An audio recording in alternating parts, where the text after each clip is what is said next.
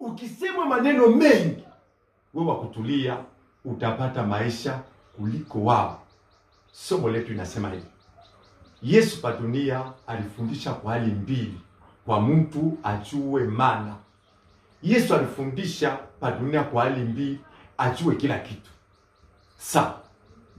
Tutasoma Marko sura yake ya 8 na mstari wa 1 mpaka 5. Yesu alikuwa anafundisha kwa kinywani. Alikuwa anatafsiri maneno ya ufalme wa babaye. Neno la Baba inaleta uzima, neno la Baba inaleta njia, neno la Baba inaleta mtakatifu. Inajenga mtu akwe mtu wa taifa. Fasi yote katikati ya kanisa alikuwa nafundisha kwa kinywa.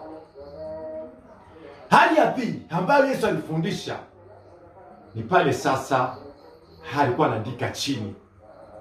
Nini mnakuwa kuleta huyu wa kike ya kusema alizini? Akaanza kuandika chini, akachukua hatua ya mwalimu wa darasa. Ni kweli Yesu alikuwa na matafsiri kwa hali ya nyingi sana, kwa mtu afani hamwelewe. Yaani na sisi tujue hali ili ya kutumika kazi ya Bwana, na Mungu sasa etubariki tukue vizuri. Amen.